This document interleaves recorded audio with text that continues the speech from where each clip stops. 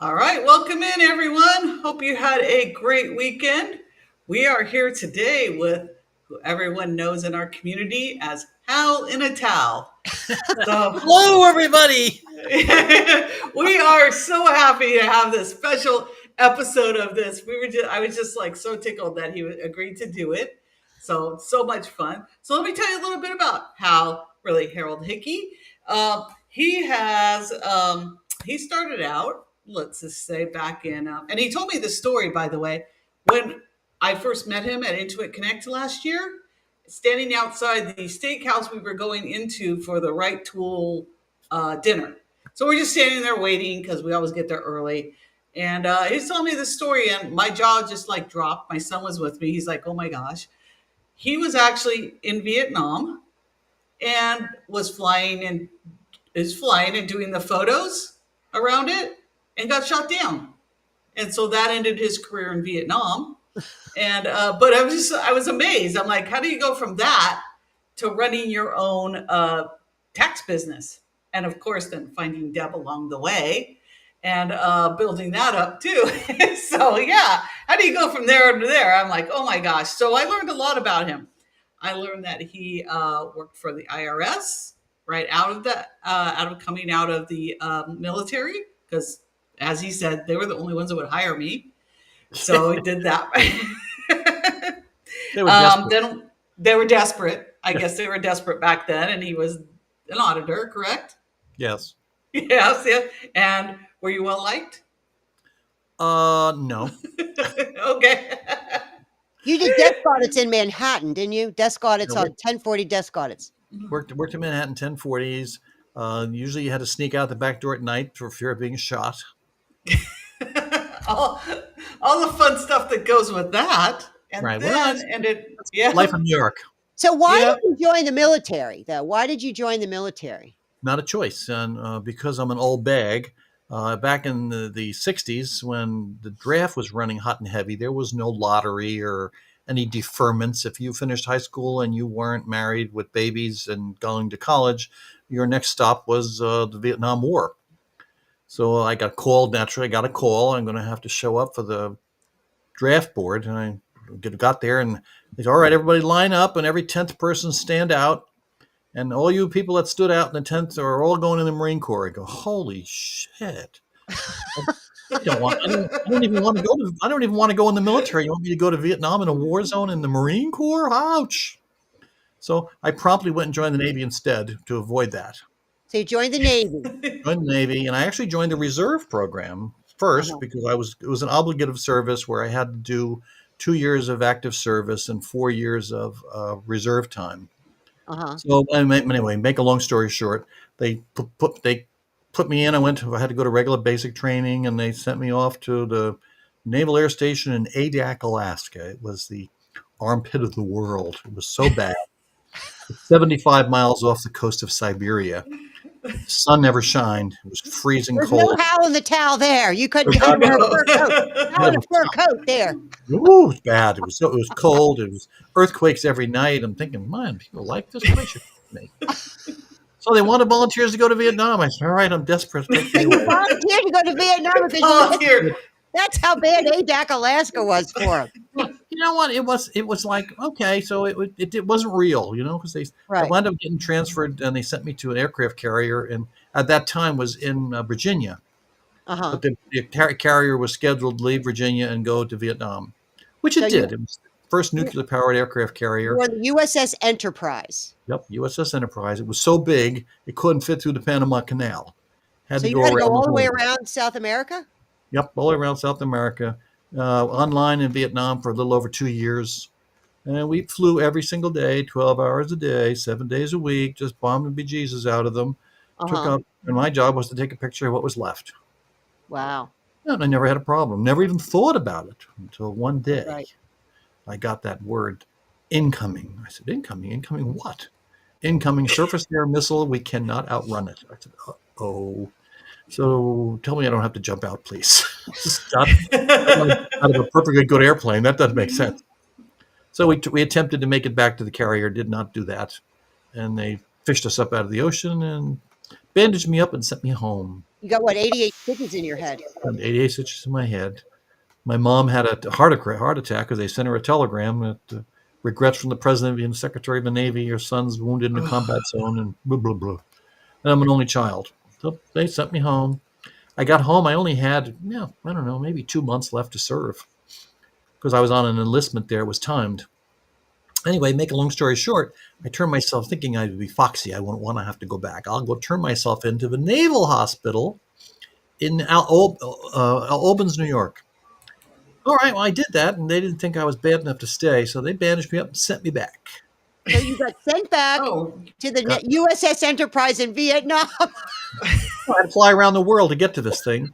I finally get back, and I don't think we were there for maybe another week, and they decided, well, it's time to go back to America. I said, oh, good grief, thank God. So we came back to San Diego. They changed the home port of the carrier from Norfolk, Virginia to Alameda, California. So coming back, we come into the harbor of the Golden Gate. Can't clear the Golden Gate Bridge. It's too big. We sat out there 6 hours waiting for the tide to go down to be able to clear the bridge.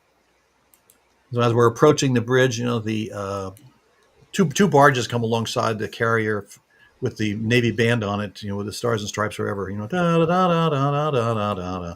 Red, white, and blue water being shot up by the fire hoses out of the boat. It was really very patriotic. People on the bridge were, hanging over the bridge. They just closed the bridge to traffic. People were hanging over the bridge with megaphones trying to find their kid. Good luck. There's 6,000 people on this boat. Anyway, so we finally got there, and at that point I had I grew up as a hoodlum, so I didn't go to. to. You was a hoodlum growing up. Yeah, I didn't take SAT scores. I wasn't planning on going to college. I never thought about any of that. Didn't know about the draft until they got me. Well, while I was in the Navy, I figured out. I said, well, this is not a bad gig.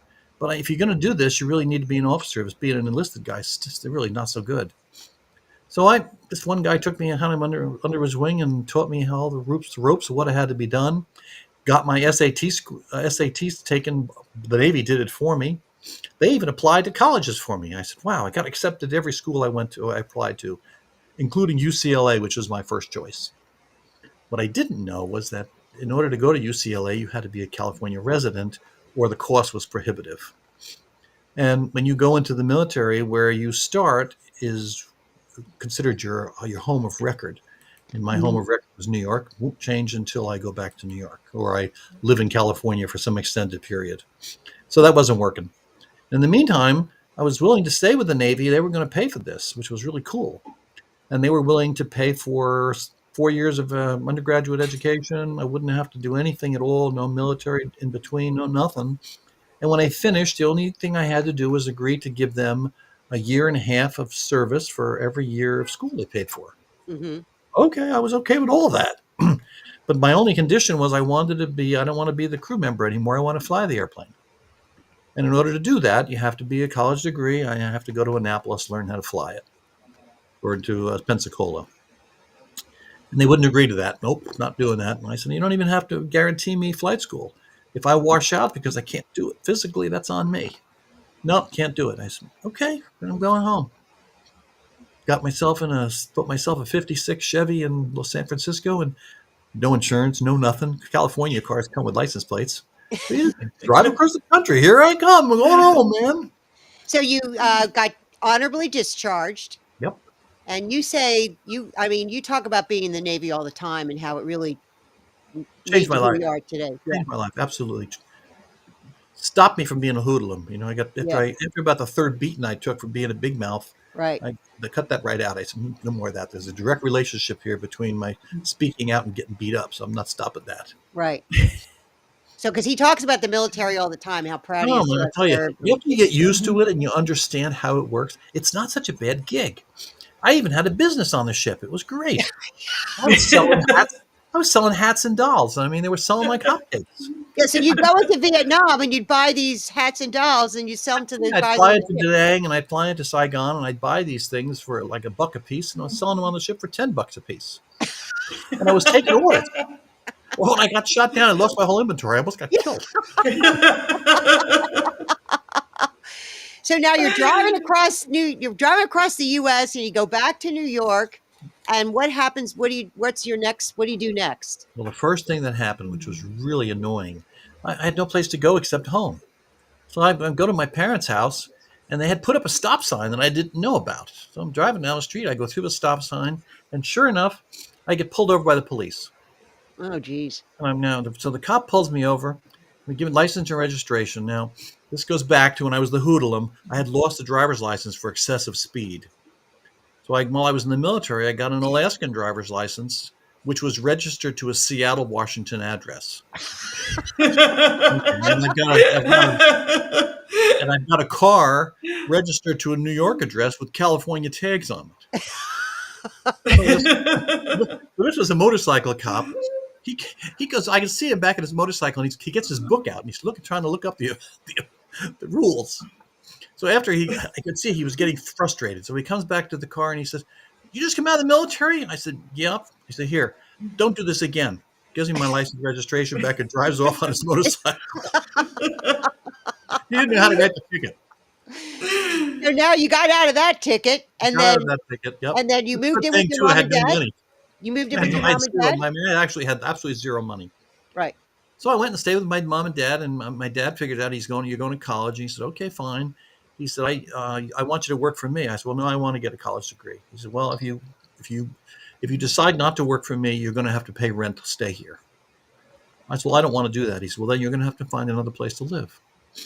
Okay. So I went out and got a job as a doorman in an apartment complex, and I got a free apartment. It wasn't much of an apartment. It was closer to a broom closet, but it was a place to stay nevertheless. And I had a second job. I worked at a drugstore delivering prescriptions. Like George Bailey on It's a Wonderful Life. Yeah. And here we have Donna Reed right here. Yeah, there we go. And then I wound up, I had a job at the Holiday Inn, working as a bellman at the Holiday Inn, and I got the lost and found was my wardrobe. I said, "Man, that's not a bad thing." And that went on for a number of years, which was okay. So I got married in my last year of school, and my wife got pregnant right away, naturally. So we come out of school, and I don't have a job, but I don't have any health insurance. I don't have any money. I said, "This is not working. I need a job." Well, the part of the curriculum I was in UB, University of Buffalo. I had to pass a civil service exam for tax auditor. So I go to IRS, and I said, I passed your civil service exam. Do you got any openings? Just so happens we can use you. All right. So that's how that job started.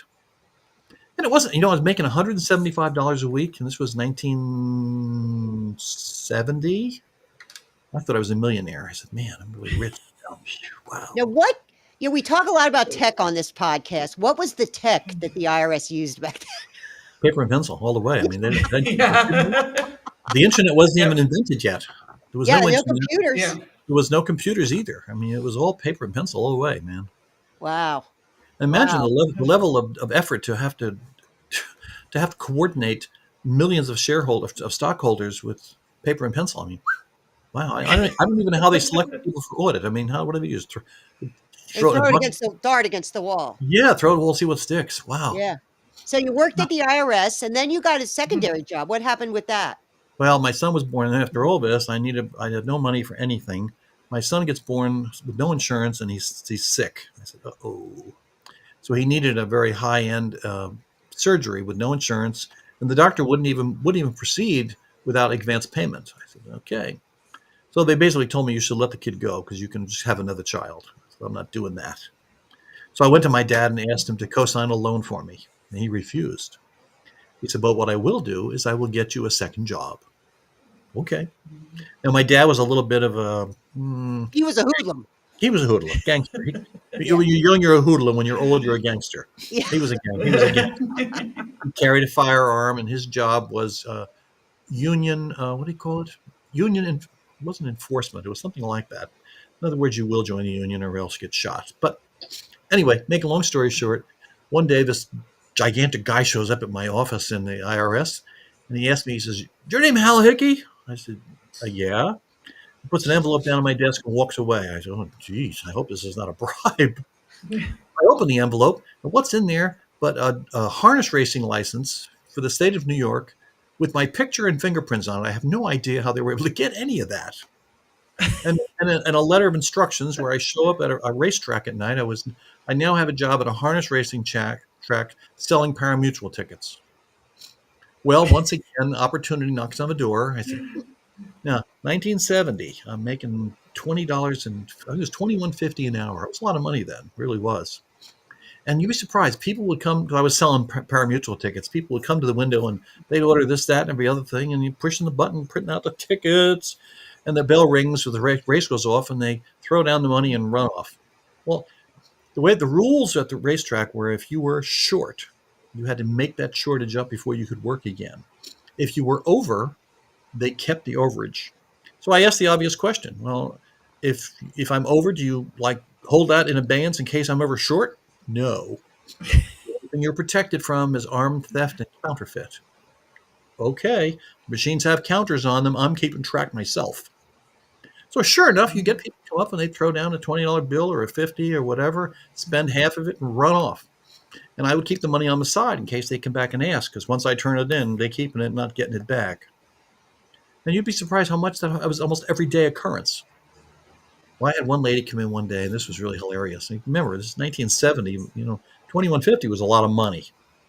She buys, I don't know, she must have bought $100 worth of exotic, what they call exacta tickets. They were, you had to pick the correct order of finish of a horse race, which is, pretty impossible. Which, anyway, she buys all these tickets, and she takes one of them out of the pile, and she hands it to me. She says, "Here, maybe you'll have good luck."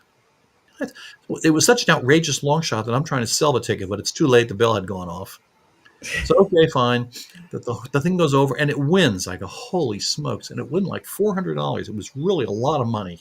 It was so much money that it made a big difference in my life. Uh-huh. So anyway, she comes back to my window after the race. I go, oh, brother, she wants her money. She just said to me, she said, "Good luck. Someday maybe you'll help me." I said, boy, that was really nice. Really made a difference. Because, I had many days where 100% of my paycheck was fully consumed before I even got paid. I'm paying off this monstrous medical debt. It was just like outrageous. Anyway, so I'm going to the racetrack every day. I'm making all this money. I'm thinking, oh, this is really good. And that went on for 5 years. And I don't know why I stopped working there. I think that my dad lost his position and, it was a political kind of thing. But I had made plenty of money, and New York State created something called off-track betting back then, where you could go to a legalized place and bet legal bets outside of the racetrack. When that happened, I got promoted to run their off-track betting at the racetrack. Well, I didn't want to get promoted. I liked the job I had. I was making extra money with the tips. It was good. Now I'm in charge of a bunch of weirdos trying to keep punch data in. Anyway, so that job ended. My kids were starting to grow up, and I really needed. My wife got pregnant with a second child. I said, "Oh my God, where are we going? We can't live in this closet. We have to find a house, and we don't really have any money." So I wound up bought a house in New Jersey, and it was in New York State, but right on the border of New York and New Jersey, because I discovered that I could go to the VA, Veterans Administration, and they would guarantee my loan for there's no down payment. I said, "Ooh, wait a minute, maybe I can get a house after all." But I still had to be able to prove that I could pay for it. And again, we're talking in the 70s, houses went for like 40 or 50 grand, nice ones. And you still had to make a mortgage payment. You had to be able to pay. So I took another job. This was a self-motivated job. I'm going to be self-employed. And I've discovered this unique feature about United States coinage. From way back when until 1964, American U.S. coins, dimes, quarters, half a dollars, and dollars were made out of 90% silver. Well, all of a sudden, silver. I know this one too. Yes, silver went crazy. Yep. People thought I was nuts. I'd get my paycheck at the end of the week, and I'd go to the bank to cash my check, but I would ask to be paid in 50-cent pieces. They looked at me like, "What?" I said, "Yeah, I want 50-cent pieces." So I had to get a big sack full because it was, $200-300. It was a lot of weight.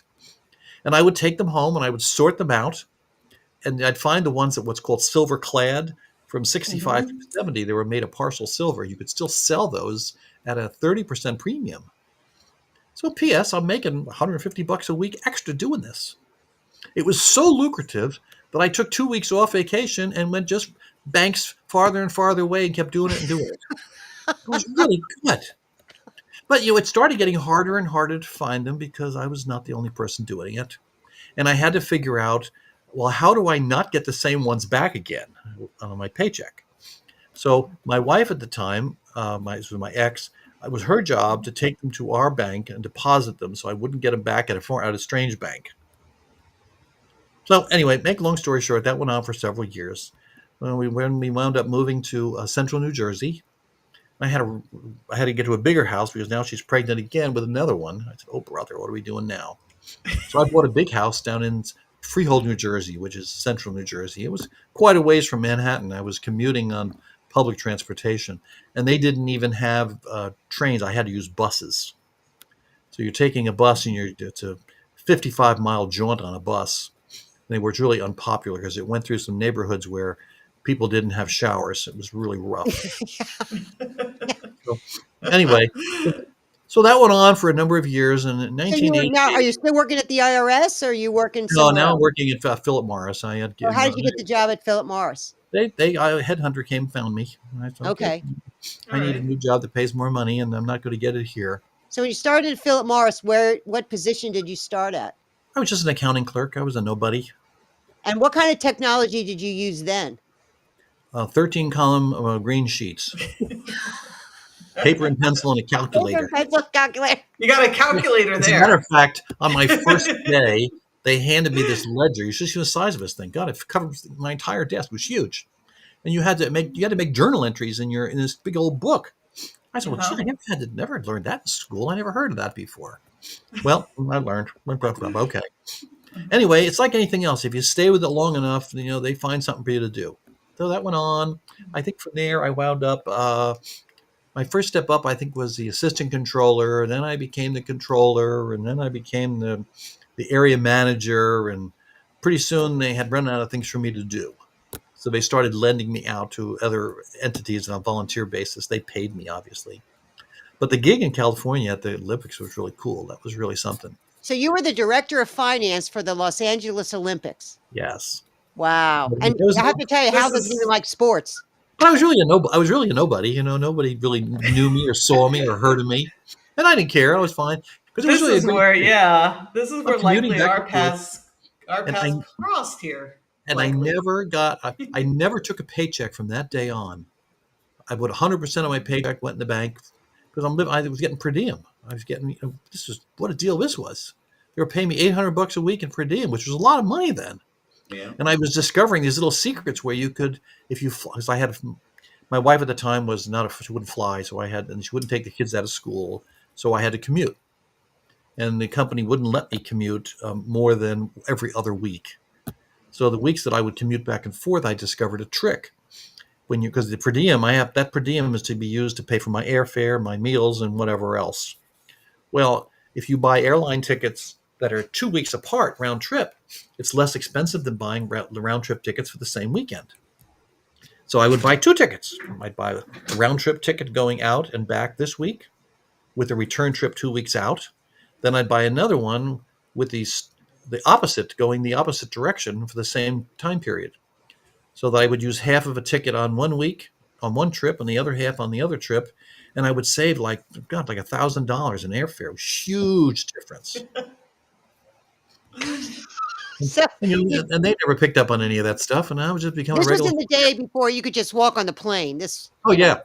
Yeah. Yeah. Matter of fact, when I was flying in and out of Daytona Beach, they didn't even have jetways. You had to get out and walk on the tarmac. Yeah, and climb up the stairs. Yeah, climb up the stairs. There's no jet ports, none of that stuff. And you would take your dad with you. You told me you would take your dad. Yeah, with my you. wife wouldn't come with me, so my dad would fly back and forth with me because And he tell me- loved going out there.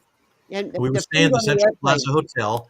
Then I got them to transfer me to another hotel. I was staying in Santa Monica. I think it was in Santa Monica. I forgot it was a Sheraton. It was right on the water. It was really nice. And then I finally talked them into getting me an apartment. I said, because this is really crazy. And I was telling Deborah this story. I hated having to get a guy to go fetch my car. I mean, I want to get the car today. You can't just park your car there. You can't do it yourself. You weren't allowed to do that. And I was getting tired of having to send my socks to a laundry and hope they'd come back with the same pair I started with. So But that it went was on nice. for a while. And Yeah, then it was nice. That's Living like that was nice because you don't pay for anything. And I'm eating these exotic meals, which were really kind of crazy because who needs to eat like that? so you But did anyway, that, and then you came back yeah. to New York, and you now I worked. came back to New York, and I was back to the office in New York. And in '88, I was walking to work one. I used to take the bus into Manhattan, and it was about maybe close to a mile walk to my office. Uh-huh. But that was my exercise. I'd walk to the office and walk back to the Port Authority. Well, early in the spring when the time changes, it's dark, a little dark in the morning. So some nutbag puts a gun in my face and wants to hold me up for whatever. I got $10 in my pocket. That's it, dude. I'm gonna shoot me for $10 and a wristwatch. I says, you know what? I'm over this, man. I'm tired of this. This is enough of this. I want to go home. So I sold a property in New Jersey. I bought a piece of property when we first moved there with all the kids, and all of a sudden it got to be one of these. The whole market went nuts, and people are paying stupid money for this stuff. So I sold the thing, and we moved to Florida. And we're going to Florida. I'm going to retire early. I was 44 years old. I'm going to retire early, and I'm going to be a bum. That was my targeted occupation. I'm going to be a bum. I discovered it was not easy to be a bum. It's a lot of work. So after 6 months of trying to be a bum, that wasn't working. I said, all right, I give up. I'm going to have to go back to work. I'm tired of hanging out with people that are old, sick, or broke. And this is nuts. So hang up the shingle and go to work, and let's make some money, honey. So how did you do that? I think that's kind of interesting. How did Yeah. you get started? We have a little local paper here. It's called the Penny Saver, which is one of these throwaway newspapers they throw in your driveway every day. So I went and I had a bunch of flyers printed up. Big or small, we do them all. Bookkeeping and accounting and taxes. Okay, so I had it distributed into the newspaper. Did it for me it was reasonable too. It was low dollars. And my first client calls me up, and I still have this client today, mind you, 35 years later. And this guy was a wreck, a good old boy from the South. I mean, a real good old boy. I mean, whew, one of these people that only works when they need money. It's really rare, but okay. So I am working for him, and about 5 years goes by, and I'm doing his payroll, and I'm doing his bookkeeping, and the whole shebang, cleaning up all these IRS problems he's got. And he would call me up every month when I would go back and forth to pick up his work. He used to always tell me, he said, boy, it sure is good to have OPS. I said, OPS? I wonder what that is. I was embarrassed to ask. I said, I'll just go with the flow. Can't be too bad. Well, that went on for 5 years. So one day he caught me in a mood, and he said, oh, man, it's good to have OPS again. I said, what? All right, I give up. What's OPS? This guy was a concrete contractor. He said, you know how to pour a concrete driveway? I said, nope, no idea. He said, I don't know how to do taxes. It's called other people's skills. And to this day, I still think about that. It's so true. Anyway, as time went by, another 4 or 5 years goes by, out of the clear blue sky, he calls me up one day. He says, I've been thinking about this for a while now, and you're okay for a Yankee. That's a big old compliment. These good old boys down here don't like the Yankees. But I So was. this was the behind the scenes. scenes business you started. So this was Yeah. behind the scenes. Yeah, behind the scenes. And then you got divorced. Yep, got divorced. And got then you're thrown single out. for a while. And then Then I got broke because I had to walk away from everything I owned for the divorce. So I said, I'm going to have to make some money. I got to go to work. Let's do it. And then how'd you meet me? Well, I don't smoke and I don't drink, which, maybe that's a brag or not, but my parents were alcoholics, and I had told myself I'm never doing that. So now all of a sudden I'm confronted with, how do you meet someone that doesn't smoke or drink? Well, I tried a couple of the clubs, and I said, boy, this is no good. Everybody here smokes and drinks, and to extremes. Then I tried the church. And that wasn't working either, because now I got to deal with the holy rollers. I'm not doing that. So the only alternative, and this was a whole brave new concept, because the internet was brand new. You go out on the internet and you can sign up for one of these dating places. I said, well, how bad could that be? So I went out and tried it, and I probably had, I don't know, maybe 50 or 100 people contact me. Most of them were, either decrepit, or they gave you false pictures or lied. I mean, it was terrible. Just, out of 100, maybe there was 2 that might have been sincere. Because I was serious in my thing. I had just gone through a huge weight loss. I lost 100 pounds when I went through this divorce thing, and I rode my bike every day, and I rollerbladed every day, and I was serious, man. I'm going to get in shape and be right here. Well, everybody I'm meeting is, out there. They're drunks, they're alcoholics, they look like Baby Huey. I mean, holy smokes! So I narrowed it down to 4 or 5 people I met that were okay. The pictures matched the face, and what they said they were, as opposed to baloney. Because half of them, and I always did this. I would show up at a meet them at a restaurant in public place, and they'd show up drunk or I had one show up where I don't forget this. I was in the Olive Garden, and we're having dinner, having conversation, nice, and her purse is on the table, and her purse falls over, and a gun falls out. I go, eh. Next. And I had another one show up, and she opened the car door, and a 6-pack falls out. I go, eh. Next. Oh, then I had the one. This was a good one. This one here was in a city near us here, New Smyrna, which is close to us, and she had her own little bookkeeping business. I thought, oh, this sounds like it's interesting. So and she shows me a picture, sends me a picture, and the picture looks good. I mean, there's no could be wrong here. So I always want to meet them in a legit place. So I meet them down the boardwalk. We're going to take a walk on the beach. Well, she shows up in this old van, was a cloud of smoke and Hi-O silver. She's having trouble getting out of the van. So I'm looking, what in the world? Well, when she gets out, I don't want to pick on anybody if it's overweight, but we're talking. I advertised for slim, trim, and petite, and I had I had Humpty Dumpty. It was really bad. I mean, she could only walk a block before she got blistered. Wow. And I get it. People have everybody has their own issues, whether you have an eating problem or what, it's okay. But don't lie about it when, if it is what it is. There's somebody for everybody. So then you met me. That was Then I met Debbie. Then you met me. What was that like? And it was Debbie, and was this other girl, Judy. Yeah. I narrowed it down to those two. Judy got the because one day she said to me, she said, before this relationship goes any further, I need you to meet with my psychiatrist. I said, oh, you have one of those? Red flag. And I was seeing Debbie at the same time, and she got mad at me because I went to a speech with Giuliani that gave with this Judy person. But anyway, Yeah. So then I met Debbie. We started dating. Right. We started dating. Yep. Things just progressed to here we are today. Yeah. I guess maybe it was like maybe, let's see, I was 64, so about 15 years ago. I had a heart scare where I thought I was going to croak. And I was scared to death that my kids were going to steal from her. So I wanted to make sure that whatever assets that we had accumulated together, I wanted her to have them because I thought I was going to, meet my maker. So that was one of the reasons we decided to get married. We hadn't even thought about it. We had to get married. My kids will steal from us. Stop that. We do like each other, though. Yeah. I could attest a little bit, yeah. But I'm a we've been little together older. now, So 24 years. Yeah. I'm 10 years older, so I figured that I'm going to be the first one to hit the box, and I want to make sure she got everything she was entitled to. Yeah, you're good. Your birthday's next month. How old are you going to be on your birthday? 79. 79. Can you believe it? Yeah. When you hit So 80. right now, you do all the tax in our practice, right? You like doing the tax. Yep. I'm still able. I still remember the customers' names, and I'm able to walk without being the help of a wheelchair or any of that stuff. You're he's making fun of himself. He's very active. So we have to know, where did the howl and the towel come from? Well, that's a good question, and I'm one of these people that when we looked about moving, our business was growing, and we said, we really should move it to a commercial location. So we went out and we bought ourselves a commercial building.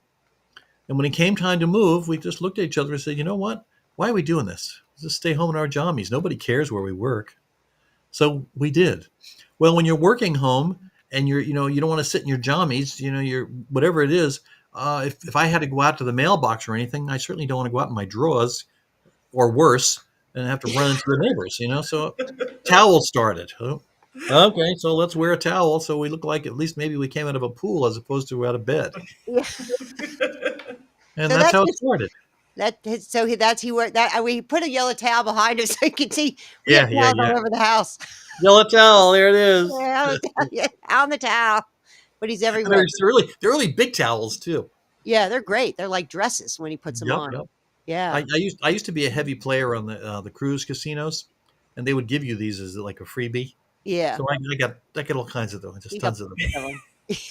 So so do you have any advice for anybody that wants to start an accounting practice or work in this? Do you have any advice? Well, I've been doing this a long time, and I've run into a lot of people that are supposed bookkeepers. And the thing that I find in common with all of them that don't really know what they're doing is they're missing a really important ingredient. It's kind of like a doctor. You can't walk into the operating room and operate on somebody without some education. So none of these folks have any kind of an accounting skill. They don't know debits and credits, and it's really vitally important to know that to be able to do this kind of work. Right. When you start talking about people, and I had somebody ask me today, as a matter of fact, he says, I'm having trouble getting my stuff together. What do you need? I need a profit and loss and a balance sheet. Oh yeah, where do I find that? I said, oh my goodness. Oh, this is going to be painful. And it's just so common. There's just so many people out there that they just want to hang a shingle and get paid, and they have no idea. We think our practice is high, is quality, and I take a lot of pride in making sure that our clients are taken care of with whatever it is. We make sure we answer the phones, we answer the questions that they ask us, and if we don't know, we find out. We don't just wing it, which is what's happening here. And it's really sad because when we get them, let me give you an example. This is how I get clients. I had a guy call me up. Remember Hamid? Oh yeah. Hamid used to have a car dealership here, a repair shop, and somebody had referred him to me. And he called me up and he said, "Could you answer a question for me?" I said, "But sure. What's up?" He said, "Well, I went to an H&R Block, and they told me that I can't deduct my grandchild." I said, "Well, why not?" He said, "Well, she was too old." I said, "Well, that's possible. How old is she?" "She's 12." I said, "No." Are you the legal custodian? Are you the custodial parent? Yes. Well, then they told you wrong. Bring your stuff here. I'll fix it. So he became a client. And every one of our clients have always referred another client. The first one I told you about with the good old boy stuff, when I started with him, he was our first client. He referred me to another concrete guy that he worked with. Well, they both then referred me to another one, and the another one went to the another one, and the two went to 4 to 8 to 16 to 32. Pretty soon, I'm having trouble keeping up.